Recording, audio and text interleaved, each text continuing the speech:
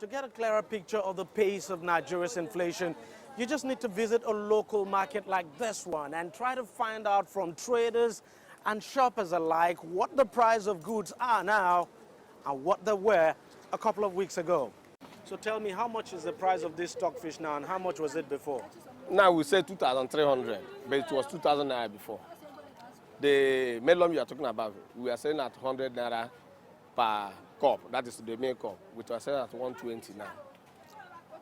The crayfish, it was cost the bag of the paint bucket of crayfish was around 6,000 naira.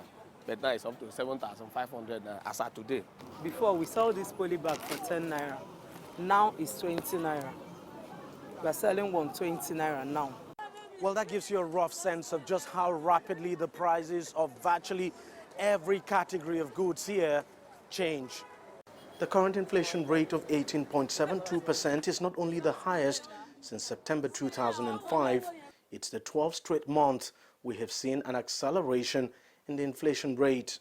The major factor driving inflation, right, it has been from the supply side, what we know as the cost push factors.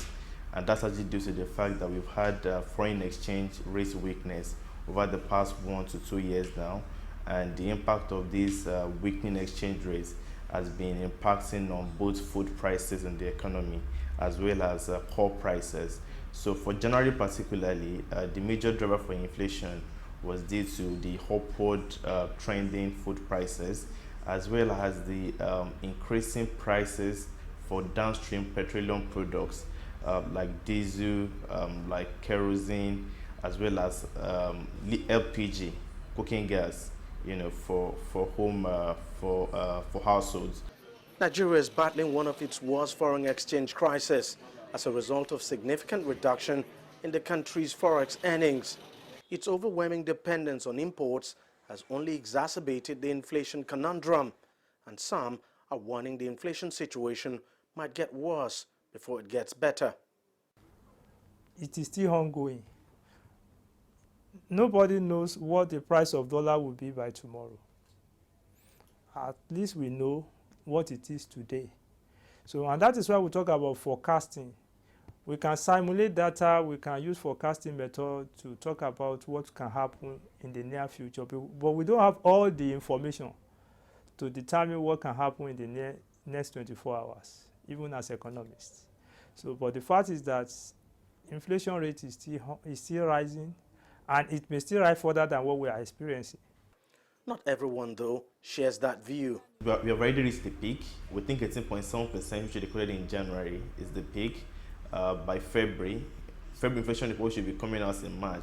You see a decline in inflation rate then, by around 100 basis points to 200 basis points.